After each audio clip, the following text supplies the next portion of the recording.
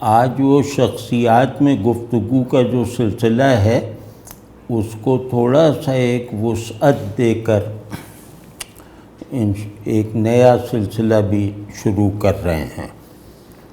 وہ یہ کہ شخصیت کی تشکیل اور تعمیر میں سب سے زیادہ ہاتھ اس تہذیب کا ہوتا ہے، اس سوسائٹی کا ہوتا ہے جہاں اس شخصیت نے اپنے بننے کا عمل پورا کیا ہو۔ تو اس اعتبار سے آج کچھ شخصیتوں کا، کچھ لوگوں کا، کچھ چیزوں کا ذکر کرنا ہے، اور اس میں جو ہے مجھے ذاتی طور پہ دلچسپی اس لیے بھی ہے کہ میں خود سندھ کا ہوں اور مطلب کراچی کا ہوں۔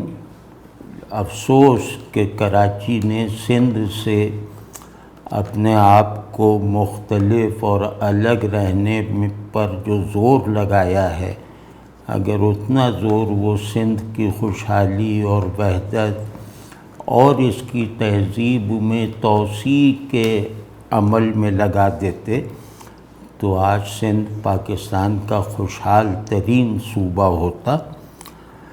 تو لیکن خیر وہ تو ایک الگ رونا ہے۔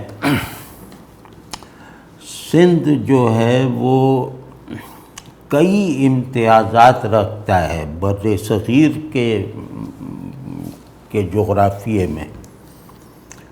ایک تو یہ کہ یہ بہت منفرد خطہ ہے اور قدیم سے ایسا ہی ہے۔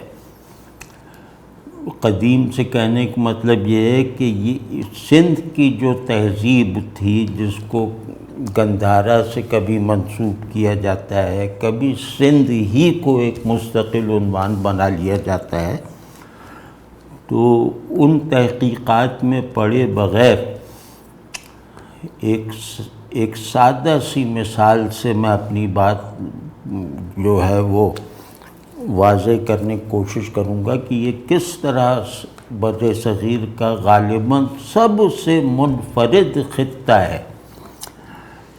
وہ یہ ہے کہ قدیم سندھی تہذیب، بدھسٹ تہذیب، ویدک تہذیب یعنی ہندو تہذیب، یہ دو بہت بڑے پھیلاؤ رکھنے والی تہذیبوں کے بیچ میں ہے، لیکن یہ ان میں سینڈوچ نہیں ہوئی۔ یہ ان میں سے کسی سے بھی اپنی بنیادی اقدار میں، اپنے لوگوں کی نفسیات میں، اپنے تہذیبی تصورات اور عصبیت وغیرہ میں یہ مکمل طور پہ خود مختار تہذیب رہی ہے۔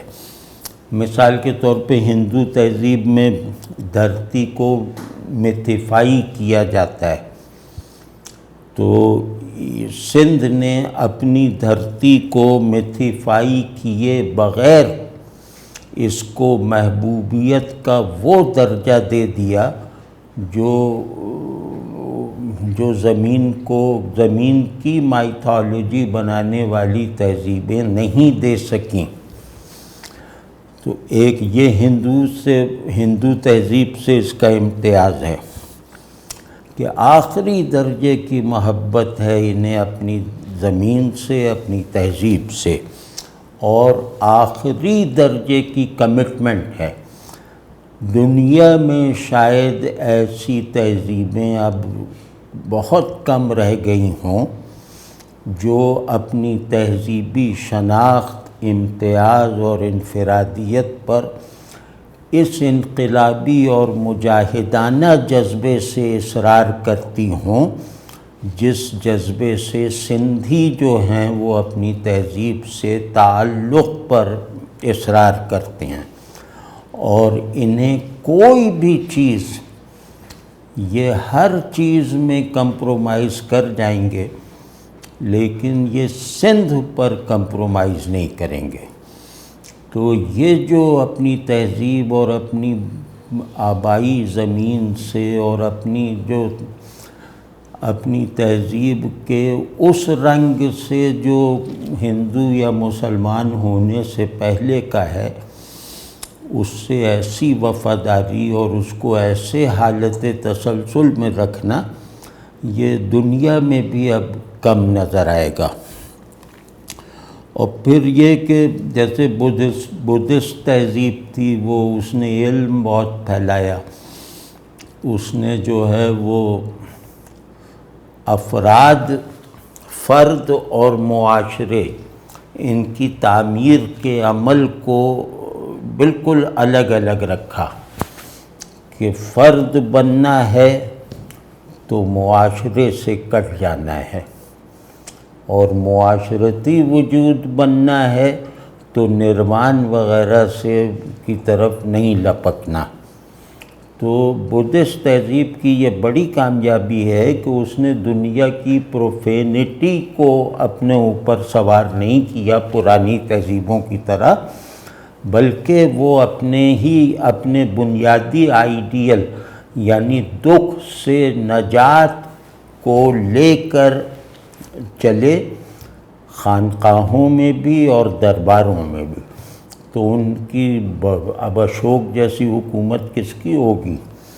تو اس میں بھی یہی نظر آتا ہے کہ اشوک دکھ سے نجات کی منزل تک پورے ہندوستان کو ہر پہلو سے پہنچانے کی کوشش کر رہا ہے۔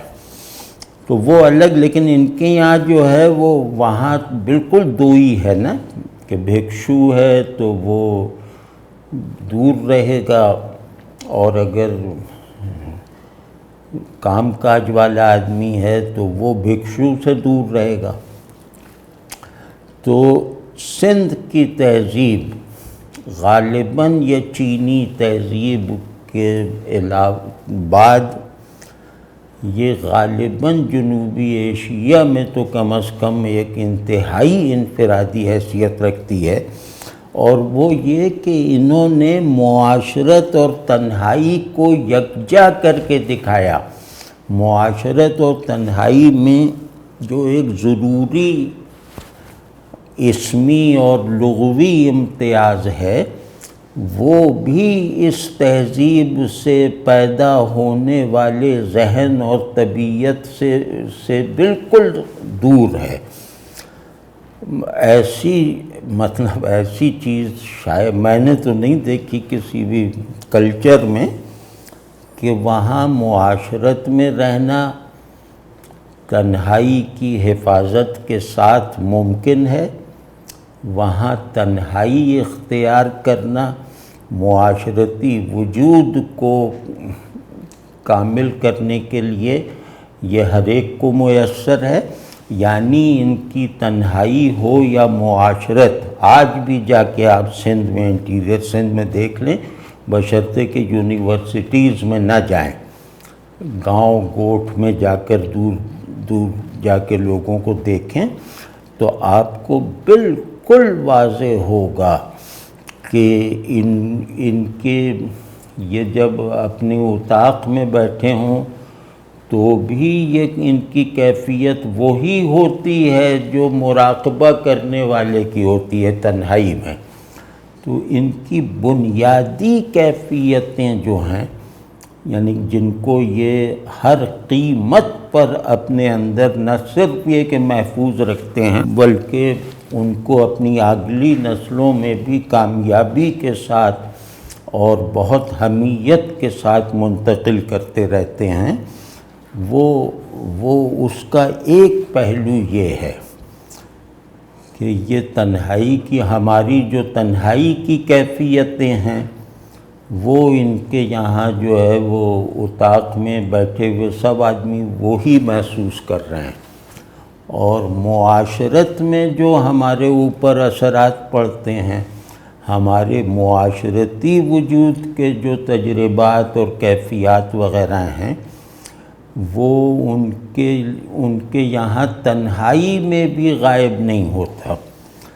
تو یہ بہت بڑی بات ہے کہ آدمی تنہا ہے تو لوگوں میں بھی تنہا ہے، اور آدمی لوگوں کے ساتھ ہے تو اس کی تنہائی اسے اس کی اس معاشرت میں مشغول رہنے سے نہیں روکتی بلکہ اس سے تقویت پاتی ہے۔ تو یہی وجہ ہے کہ آپ دیکھیں، آپ ذرا انٹیریئر سندھ میں جا کے دیکھیں تو لوگ اکیلے بیٹھے بیٹھے صبح سے رات کر دیتے ہیں اور چاروں طرف نظر بھی رکھتے ہیں کہ کوئی جاننے پہ والا آیا یا کوئی بھی راستہ چلتا ہوا آیا تو سلام دعا کر لی اور پھر ویسے ہی بیٹھے ہوئے ہیں۔ تو یہ جو مظہر ہے، یہ آدمی جو ایک پلیہ کی منڈیر پر صبح آ کے بیٹھ جاتا ہے اور شام کو واپس جاتا ہے، یہ کوئی شاعر نہیں ہے، یہ کوئی فلسفی نہیں ہے کہ وہاں یہ کوئی سائنسداں نہیں ہے کہ وہاں یہ کچھ اپنے منصوبے بناتا ہے، کچھ سوچتا ہے وغیرہ۔ یہ ایک سادہ سلیٹ کی طرح جاتا ہے اور اس سلیٹ کو کسی بھی آمیزش سے پاک رکھتے ہوئے اسی حالت میں واپس لے آتا ہے۔ وہ سلیٹ اس کا باطن ہے، اس کی شخصیت ہے۔ تو یہ وہی آدمی کر سکتا ہے نا کہ جس نے تنہائی اور معاشرت کے درمیان دوئی کو اپنے اندر ختم کر دیا ہو اور جسے اپنی تہذیب کی اس سلسلے میں معاونت اور کمک اور رہنمائی بھی حاصل ہو۔ یعنی وہ سوسائٹی ایسے آدمی کو اپنے اندر پوری طرح ایڈجسٹ کر سکتی ہو کہ وہ جا کے تنہا بیٹھا رہے اور رات کو ویسے ہی گھر آ جائے اور اس کا وہ دن بہت بھرا پورا ہوتا ہے۔ یعنی وہ اپنی اس دن کا جتنا فائدہ اٹھا لیتا ہے، جتنا اپنی پیورٹی کی حفاظت کر لیتا ہے، جتنا جو ہے وہ خود سے قرب اور دوری کے بہترین معیارات کو مینٹین کیے رکھتا ہے، وہ ہم لوگ سوچ نہیں سکتے، مطلب ہم اس کا تصور نہیں باندھ سکتے۔ تو یہ مطلب میری نظر میں تو یہ ایسی قابل رشک بات ہے کہ بعض مرتبہ بہت افسوس ہوتا ہے کہ کاش ہم تھر میں ہوتے، کاش ہم وہاں ہوتے، یہاں۔ تو خیر، تو اب یہ بات مطلب واضح ہے نا کہ تنہائی کی پیٹنٹ کیفیت اور معاشرت کی جینرک وہ جو حالتیں ہیں، وہ اس آدمی نے دنیا میں اپنے آپ کو بالکل بہت ہی کم علائق سے، بہت ہی کم ضروریات کی وجہ سے اتنا محدود کر لیا ہے کہ اس کی وجہ سے اس کو تنہائی اور معاشرت دونوں کو الگ الگ رکھنے کی ضرورت ہی نہیں ہے۔ تو یہ بہت بڑی بات ہے۔ اور ایک مطلب ایسے ہی تھوڑا تھوڑا سا عرض کر رہا ہوں تاکہ اس کا ایک بیک گراؤنڈ بن جائے۔ ایک چیز ہوتی ہے تنزیہ اور تشبیہ۔ یہ یعنی حقیقت ماورا ہے مگر ظاہر بھی ہے، یعنی حقیقت اصل میں باطن ہے مگر ظاہر بھی ہے۔ یہ مذہبی معنوں میں صرف نہیں کہہ رہا ہے۔ تو یہ پورا ہیومن پرسپیکٹو بناتا ہے یہ اصول کہ غیب اور شہود کے درمیان ایک کورسپونڈنس کو قبول کر کے، دریافت کر کے اور کثرت کی وحدت سے زندہ نسبتوں کو جو ہے وہ مشاہدہ کر کے آدمی اپنے شعور کے مقصدی استعمال کے قابل ہوتا ہے۔ آدمی اس پرسپیکٹو کو اپنے اندر رکھنے کی لیاقت پیدا کر لیتا ہے، استعمال کرنے کی، کہ جو علم کی تبدیلی سے بدلتا نہیں ہے۔ تو یہ جیسے ایک اصولی سی بات ہے کہ جو نظر آ رہا ہے اس کی جو اصل ہے وہ نظر نہیں آ سکتی، اور نظر 10 چیزیں آ رہی ہیں لیکن ان کی اصل ایک ہی ہے۔ بس یہ تنزیہ اور تشبیہ اور تمام کلاسیکل تہذیبوں میں یہ جیسے ان کے امتیاز کے طور پر ان تہذیبوں کی روح کی حیثیت سے، ان تہذیبوں میں پیدا ہونے والے تمام علمی اور تخلیقی ڈسپلنز کی بنیاد کی حیثیت رکھتی تھی۔ تو یہاں جو ہے کہ تنزیہ اور تشبیہ یہ ظاہر ہے کہ یہ اصول ہیں نا، پرنسپلز ہیں وجود کے بھی علم کے بھی، تو ان کو سندھ میں ان یونیورسلز کو پرٹیکولرائز کیا گیا ہے جو میرے علم میں نہیں ہے کہ بر صغیر کی حد تک کسی اور کلچر یا خطے یا تہذیب میں پایا جاتا ہو یہ وصف۔ اس میں عجیب ان کے یہاں خصائص پیدا ہوئے ہیں اس وجہ سے کہ کیونکہ یہ اپنی لوکیلٹی کو یونیورسیلٹی کی بھیٹ نہیں چڑھنے دیتے، یہ اپنے پرٹیکولر میں رہتے ہوئے کسی آئیڈیل یونیورسلزم کو اس طرح قبول نہیں کرتے کہ ان کا پرٹیکولر کمپرومائز ہو جائے۔ یہ سندھ کی قیمت پر مسلمان اور ہندو یا یہ اور وہ نہیں ہوں گے۔ تو یہ جو ان کے یہاں ایک عجیب سا وہ ہے کہ تنزیہ بھی لوکل ہے، پرٹیکولر ہے، اور تشبیہ بھی مقامی ہے۔ تو اسی وجہ سے ان کے یہاں اگر ادب وغیرہ خصوصاً صوفیانہ ادب اگر پڑھا جائے تو اس میں جو سمبلزم ہے وہ سمبلزم ہمیں سمجھنے میں دیر لگتی ہے۔ وہ دیر اسی وجہ سے لگتی ہے کہ ان کے یہاں حقیقت بھی یہی ہے اور حقیقت کے تمام مظاہر بھی یہی ہیں۔ تو یہ جو ان کے اندر ایک وہ جو اپنی زمین کو آسمان کا نعم البدل بنانے والا جذبہ ہے وہ یہاں پر جیسے واضح طور پہ نظر آتا ہے کہ سندھ نہیں دوں گا، جنت کے بدلے بھی نہیں دوں گا، آسمان پر گھر بنا کے دے دو تو سندھ میں اپنا جھونپڑا نہیں چھوڑوں گا۔ یہ سندھ کا جیسے آفیشل مزاج ہے، اور جس میں بھی یہ مزاج کمزور نظر آئے تو اس کا مطلب یہ ہے کہ یہ سندھ کی اوریجنل فضا میں نہیں پلا بڑھا، خاندان کا سندھی ہو سکتا ہے۔ تو اسی طرح ایک عجیب چیز ہے، بہت ہی پرکشش لیکن ڈراؤنی بھی، وہ ہے کہ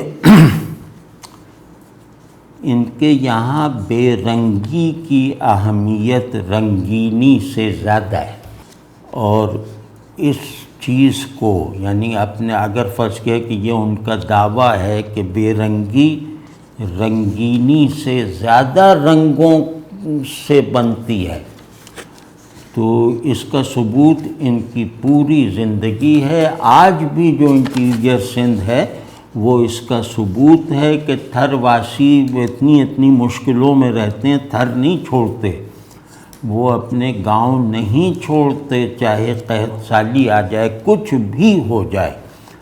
تو یہ جس کو صحرا سے، جس کو مٹی سے، بے نمو مٹی سے ایسا تعلق ہو تو مٹی کا فیضان ہی یہ ہے کہ وہ بے رنگی کی اہمیت دکھا دیتی ہے، وہ نفس کو بے رنگی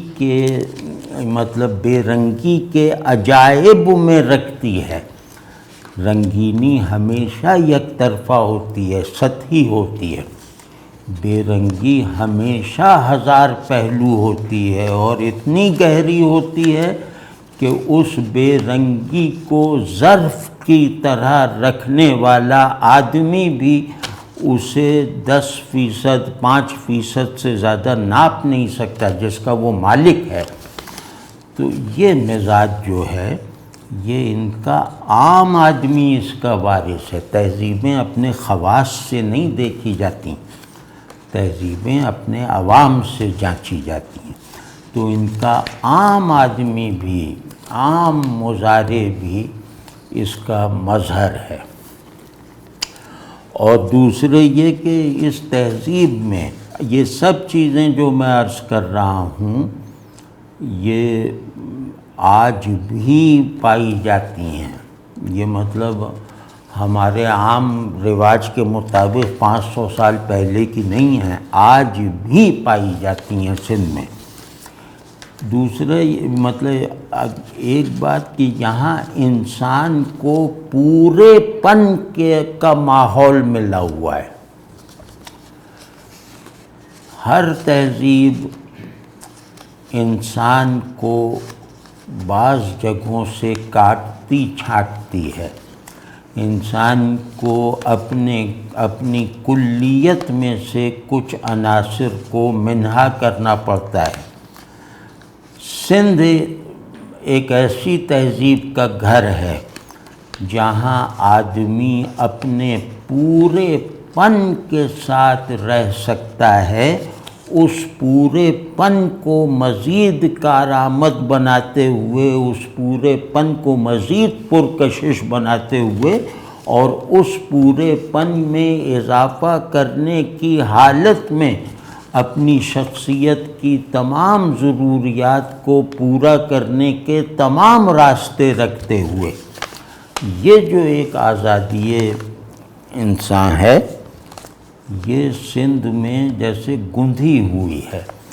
یہاں آپ صرف منفی مزاج نہ رکھیں، یعنی انسان کا پورا پن ایک آئیڈیا ہے نا، تو یہاں آپ صرف منفی مزاج نہ رکھیں، ڈسٹرکٹیو نہ ہوں اور اپنی نفسیات اور تہذیب پر اصرار نہ کریں، تو یہاں آپ کو ہر طرح، ہر خیال اور ہر عقیدے کے ساتھ رہنے کی مکمل طور پر آزادی ہے۔ تو یہ بڑی بات ہے۔ اور ابھی عرض کروں گا کہ پورا پن انسان کا جو ہے وہ ان کے یہاں یہ نہیں ہے کہ یہ صرف رواداری اور وسیع المشربی کی وجہ سے، نہیں، صرف یہ سبب نہیں ہے۔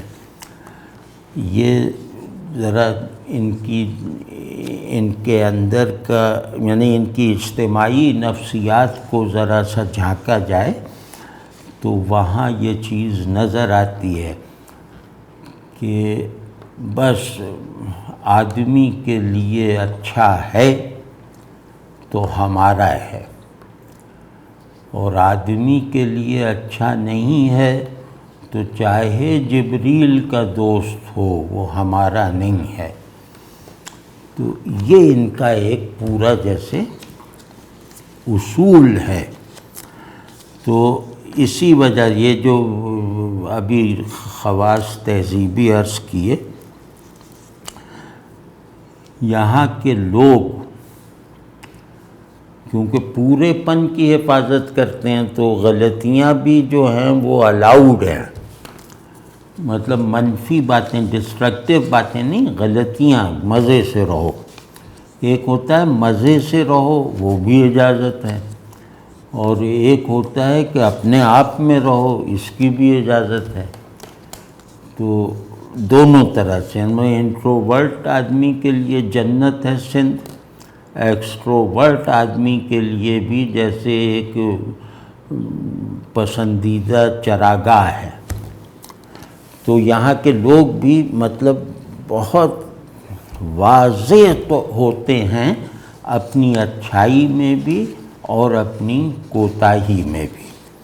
مثال تو بہت روادار ہیں، جیسا کہ وہ میں نے عرض کیا، بہت حمیت والے ہیں، مطلب وہ حمیت قبائلی بھی ہے، وہ حمیت اپنی تہذیب سے بھی جڑی ہوئی ہے، اپنی دھرتی سے بھی کے ساتھ بھی پیوست ہے، اور اپنے خاندان اور تمام جینڈر ایشوز وغیرہ تمام معاشرتی اخلاق میں یہ جیسے گندھی ہوئی ہے حمیت۔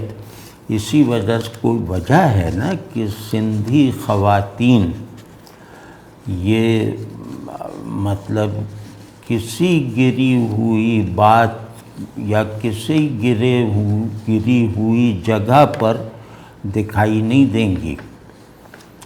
تو یہ مطلب خواتین میں پاک دامنی کا جو معیار سندھ میں ہے وہ مطلب نہیں ہے، دوسری مطلب کم جگہوں پہ ہے، تو یہ حمیت کی وجہ سے ہے۔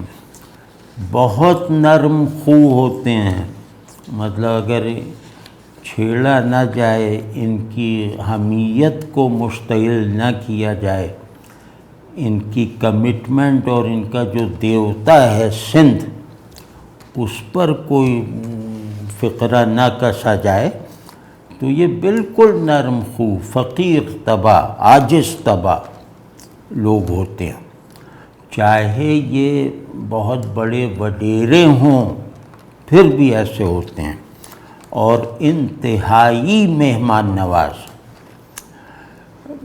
میں ابھی عرض کروں گا کہ مہمان نوازی میں ہم کیسے ان کی پھنس گئے تھے۔ اور عاشق مزاج لوگ ہوتے ہیں، شاعروں کا مزاج رکھتے ہیں شاعری کیے بغیر، اور دوست اگر بن جائیں تو اندھا اعتماد کرنا ان پر ضروری ہے، اور بالکل اپنے حال میں مست ہیں۔ اور پورا جو سندھ کا آدمی بنتا ہے اپنی پوری نفسیات کے ساتھ، وہ ہے کہ یہاں کا مذہبی ایک لامذہبیت ضرور رکھتا ہے۔ میں یہ پس منظر بتایا تھا اس لیے کہ کچھ لوگوں کا، کچھ سندھی لوگوں کا جو ہے وہ تذکرہ کروں، اور مجھے جو ہے بہت اچھا لگے گا کہ لوگ ان کے بارے میں پسندیدگی کے جذبات پیدا کرتے ہوئے سندھ کی طرف، سندھ کی زمین اور تہذیب کی طرف ایک کشش سی محسوس کریں، اور وہاں جانے کا ارادہ کریں، وہاں کی معاشرت اور وہاں کے مختلف طبقات کا ذرا تحقیقی نظر سے جائزہ لیں، تو ان کے پاکستان کے بارے میں ان کے علم میں بہت مرکزی اور بنیادی اضافہ ہو جائے گا، اور اس کے ساتھ ساتھ انہیں تہذیب اور اس کی اقدار میں زندہ تعلق کے جاری رہنے کے اسباب دکھائی دیں گے۔ تو میں سن 1967 میں میٹرک میں پڑھتا تھا گورنمنٹ اسکول جیل روڈ میں، تو ہم لوگوں کی کلاس جو ہے وہ کلری لیک گئی پکنک کے لیے، تو کوئی 30 لڑکے ہوں گے، 30-35، تو وہاں ہم گئے کلری لیک، وہ جنگ شاہی پہ اترے، مطلب ٹرین سے، وہاں سے آگے بس لے کر گئے، تو کلری لیک میں وہاں پر ہمیں 1 رات اور 2 دن رہنا تھا، 1.5 دن۔ تو وہاں جا کر ایک عجیب سا مسئلہ پیدا ہو گیا، اور وہ مسئلہ یہ کہ وہ جو ہم سے کہا گیا تھا کہ ہم رات رہنے کی جگہ ہے وہاں پر، وہ جگہ نہیں تھی، وہ پہلے سے آکوپائیڈ تھی، وہ کمرے وغیرہ جو تھے۔ ایک یہ مسئلہ کہ اب رات کو یہاں کیسے مچھر بہت ہیں، یہ ہے وہ ہے۔ دوسرا مسئلہ یہ ہو گیا کہ وہاں اس وقت مطلب 67 میں وہ ایک ہی جیسے ڈھابا سا بنا ہوا تھا، وہیں سے چائے لینی ہوتی تھی، وہیں سے کھانا لینا ہوتا تھا، تو وہ بہت زیادہ مہنگا تھا، وہ بہت زیادہ مطلب قیمتیں تھیں وہاں پر۔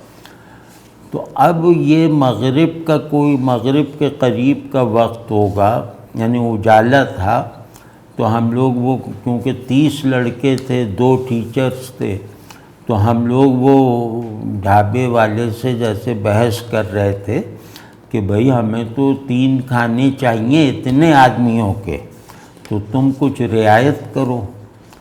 تو وہ کہہ رہا تھا نہیں کوئی رعایت نہیں، اور یہ نہیں وہ نہیں۔ اب ہم لڑ بھی رہے ہیں، خوشامد بھی کر رہے ہیں، ایک شور سا مچا ہوا ہے، اور تو ایک آدمی جو ہے وہ جیپ پر سے اترا، ایک کھلی جیپ جیسے وہ ویلیج کیا ہوتی ہے وہ والی جیپ، وہ 2-3 آدمی تھے، تو اس میں جو ایک آدمی تھا وہ اتر کے آیا، جوان آدمی، میرا خیال ہے 30-35 سال کا آدمی، اس کا نام صالح محمد تھا۔ تو وہ آیا اور اس نے کہا بھئی کیا ہوا سندھی میں مطلب ان سے، تو اس نے کچھ ان سے کہا، تو انہوں نے کہا کہ یہ تم لوگوں کا کیا مسئلہ ہے، تم کراچی سے آئے ہو؟ ہاں کراچی سے۔ کہنے کیا پریشانی ہے؟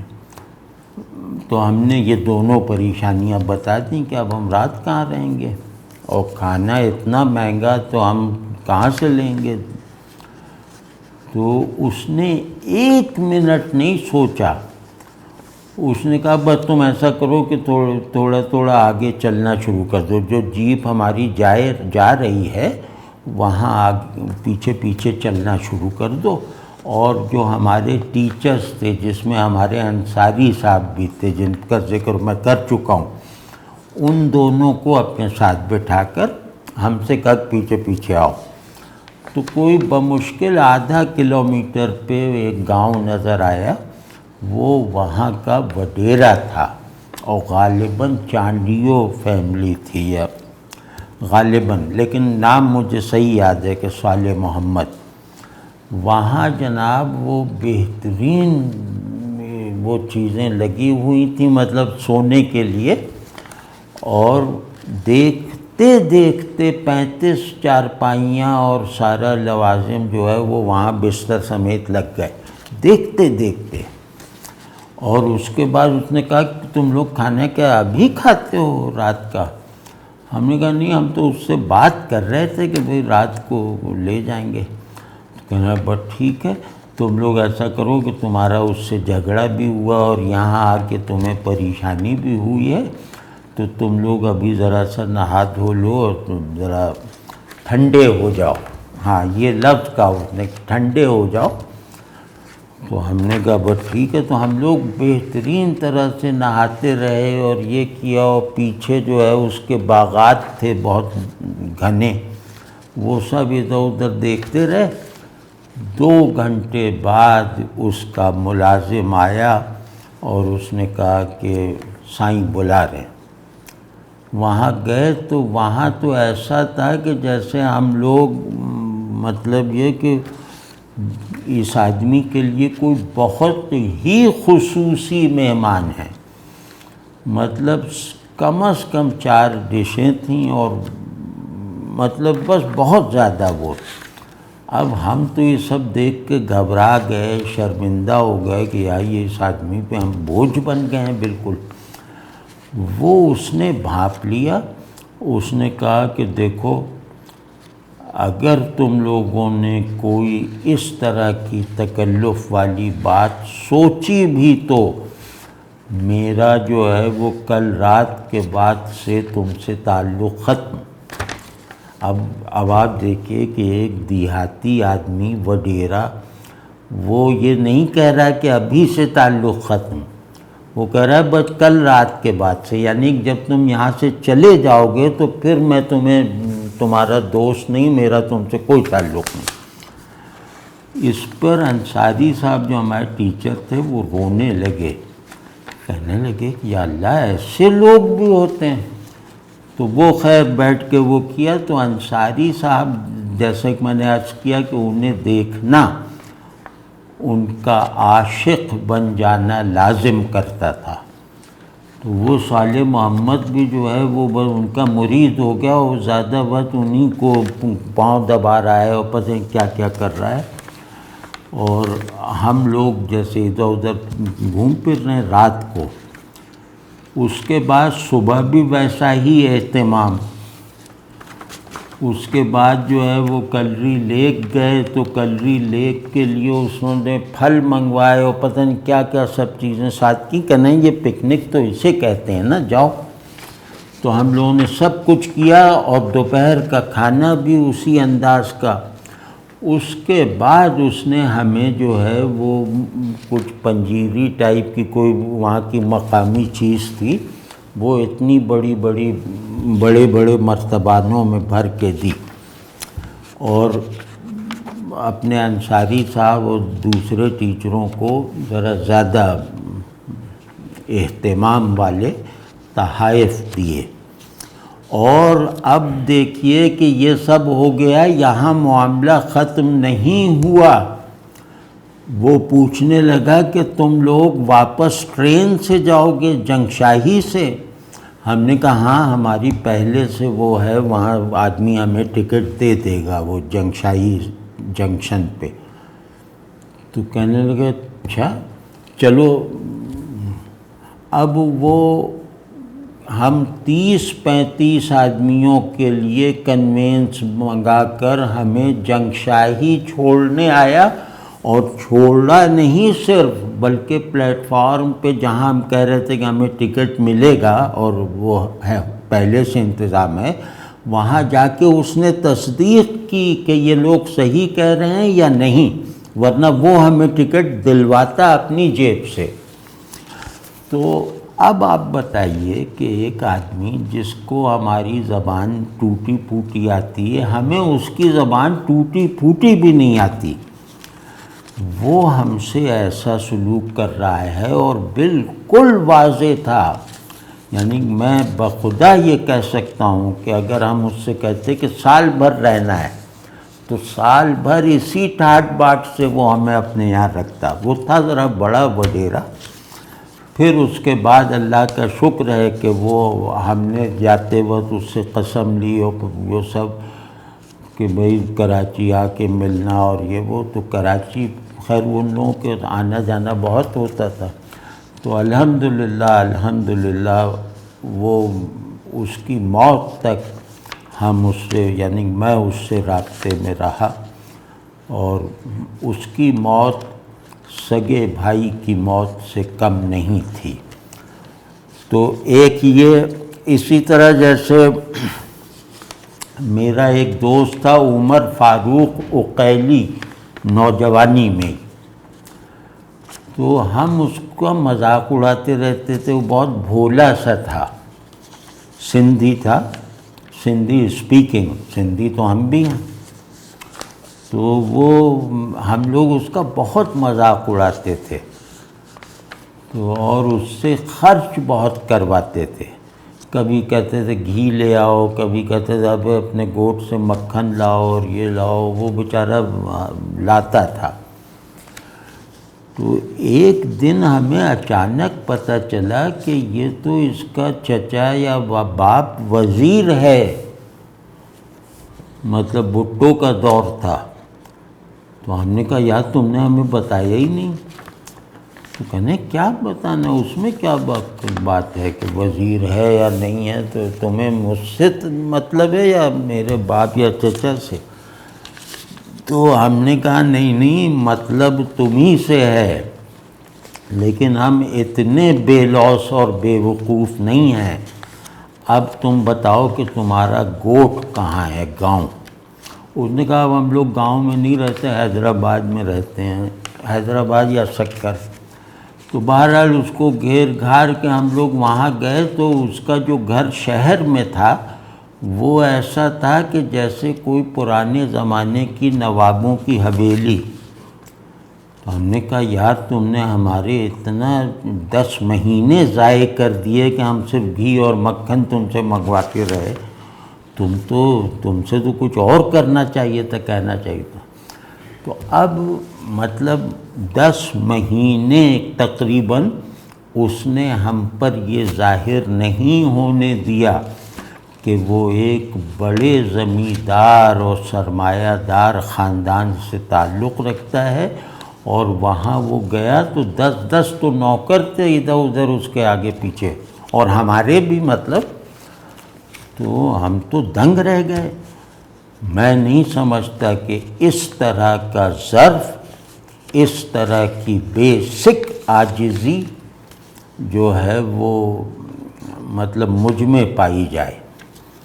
تو وہ اس سے مطلب اسی طرح ایک اور واقعہ ہوا، مخدوم طالب المولا صاحب بہت مشہور، بہت بڑے پیر بھی ان کا سلسلہ بھی تھا، تو وہ جو ہے وہ اور مطلب لیڈر بھی بڑے پیپلز پارٹی کے ابتدائی لیڈروں میں تھے، اور بہت بڑے جاگیردار زمیندار، حالہ میں رہتے تھے حیدرآباد کے قریب۔ تو یہ کراچی میں ایک تقریب تھی جس میں مجھے بھی شرکت کا موقع مل گیا۔ وہ نیم مذہبی اور نیم ادبی تقریب تھی وہاں کارساز نمبر 1 میں، جہاں پیر پگارا رہتے تھے۔ تو وہاں طالب المولا صاحب کے اعزاز میں سمجھیں وہ تھی۔ تو طالب المولا صاحب ہر ایک سے ایسے جھک کے اور عجیب طرح سے مل رہے تھے، بس یہ چہرے وغیرہ سے لگ رہا تھا کہ کوئی بڑے آدمی ہیں، لیکن ہر ایک سے جیسے جھک کے، اور بہت ہی مٹھاس ان کی زبان میں، ایسی مٹھاس میں نے کم دیکھی ہے۔ تو اب ہمیں تو خیر ان کے بارے میں تو معلوم تھا کہ یہ ہیں۔ تو جب ہو چکی وہ تقریب تو وہ ہم سے کہنے لگے کہ بھئی تم لوگ کیا کرتے ہو، جو نوجوان اس مجلس میں تھے۔ تو ہم نے بتایا، تو مجھے پتہ نہیں کیا ہو گیا، میں نے ان سے کہا کہ جناب اردو کالج میں 50 لڑکے ایسے ہیں جن کا نام کٹ جائے گا اگر وہ فیس اور وہ نہ دی گئی۔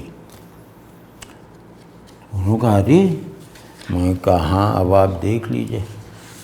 تو انہوں نے کہا ٹھیک ہے، میرا آدمی جو ہے وہ کہاں پہنچے؟ میں نے کہا بھائی وہیں اردو کالج میں پہنچے، وہاں دفتر میں۔ تو انہوں نے ان 50 لڑکوں کا ذمہ لے لیا، اور مطلب کوئی ذکر نہیں، کوئی وہ نہیں، کوئی اسے بڑا کام نہیں سمجھا، بس اتنا، اور وہ بھی بہت ملائمت سے پوچھا کہ میرا آدمی کہاں پہنچے اور کب آئے۔ وہ دیکھتے دیکھتے وہ کام ہو گیا۔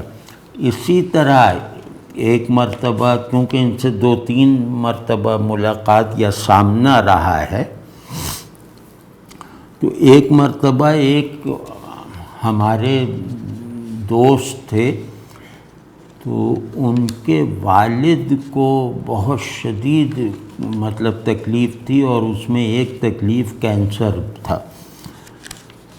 وہ بیچارے سفید پوش آدمی، اور وہ علاج جو ہے وہ بہت مہنگا اور بہت مخصوص جگہوں پہ ہونے والا۔ تو وہ بہت پریشانی ہوگی کہ اب کیا کریں۔ اب اس زمانے میں احمد حسن بھی جا چکے تھے، کچھ لوگ اور تھے وہ بھی نہیں مل رہے تھے۔ تو ان سے ہم نے جیسے وقت لے کر ان سے گزارش کی، طالب المولا صاحب سے، کہ حضرت وہ بالکل بے بسی ہے اور وہ صوفی آدمی ہے۔ تو کہنا نہیں، آدمی ہونا چاہیے، صوفی اور غیر صوفی کیا، یہ ان کا جملہ ہے۔ تو انہوں نے کہا کہ ٹھیک ہے، وہ مجھے سب ذرا تفصیل دے دو تو میں کرتا ہوں، اور اب کسی کے پاس نہ جانا، مدد کے لیے۔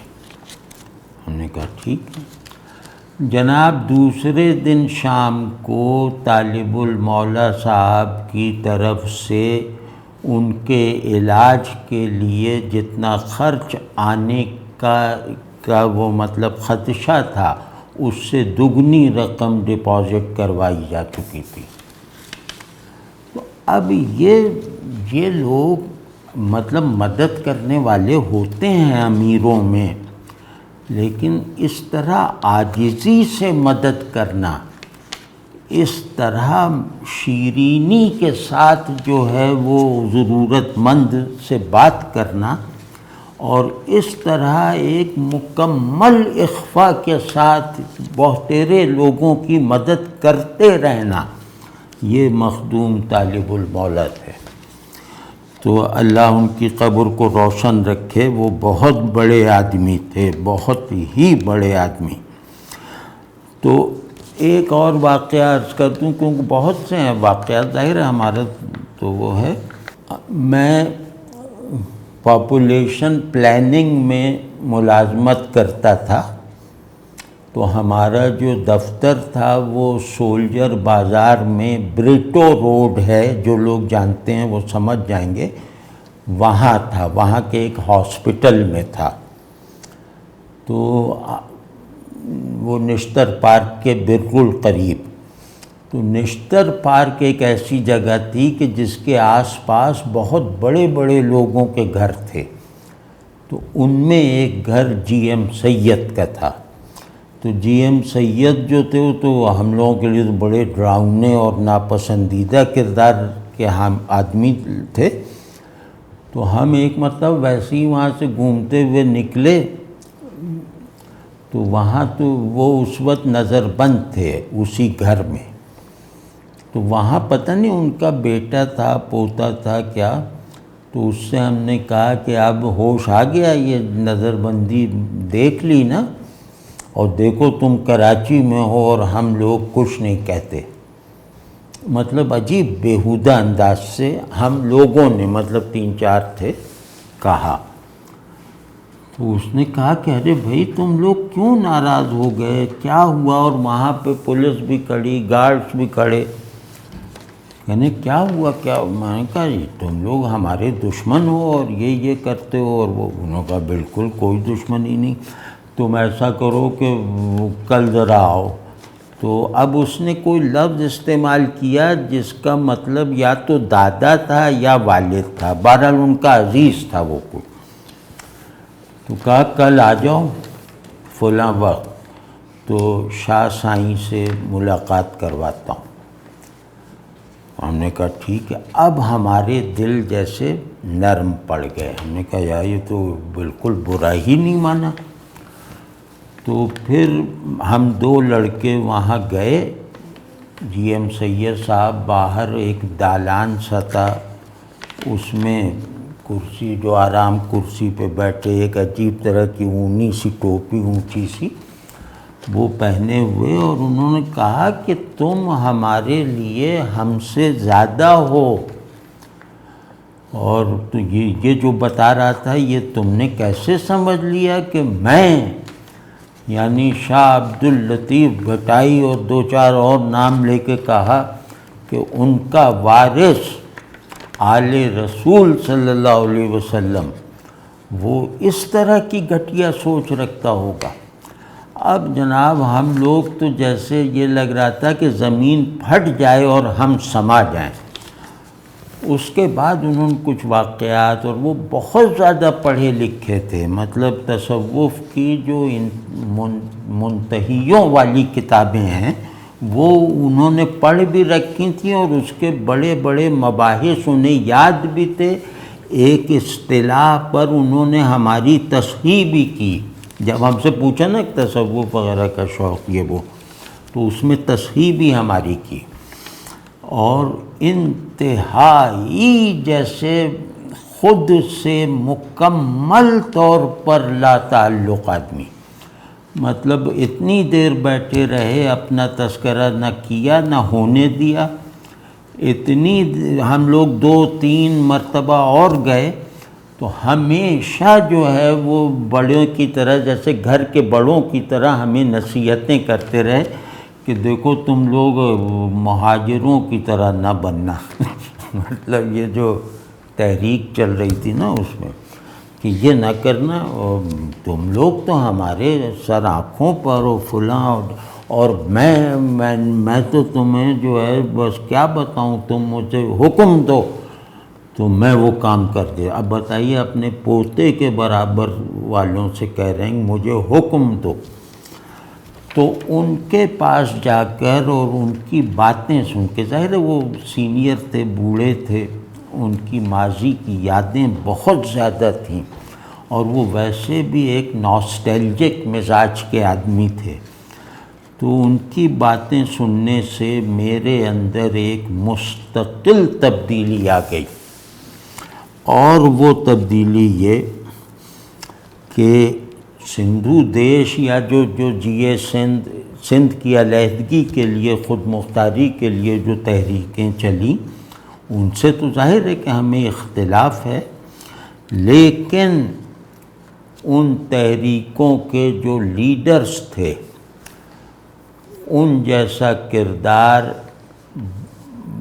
ان جیسی استقامت بانیان پاکستان میں بھی نہیں تھی، اور مطلب کسی بھی تحریک کو اتنے مخلص، اتنے ایثار پیشہ اور اتنے زیادہ محنتی لیڈر شاید ہی ملے ہوں جو سندھیوں کی علیحدگی کی تحریک چلانے والی جماعتوں کے لیڈروں کو حاصل تھی۔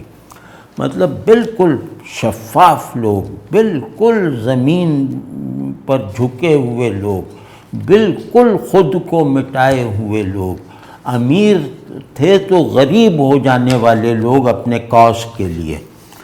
تو وہ بڑا مجھے مطلب اللہ کا بڑا احسان ہوا کہ اچھے لوگوں کے بارے میں ان سے اختلاف رکھتے ہوئے بھی، ان سے مکمل اختلاف رکھتے ہوئے بھی محبت ہو سکتی ہے، ان کی تعظیم ہو سکتی ہے۔ یہ جیسے اس وقت میں تو سمجھتا ہوں کہ وہ شاہ سائیں کی باتوں سے ہوا تھا، اور اللہ اس کو باقی رکھے، اسی میں خیر رکھے، اسی میں جو ہے وہ ہماری معاشرت کو اسی قدر پر چلنے کے لائق بنا دے۔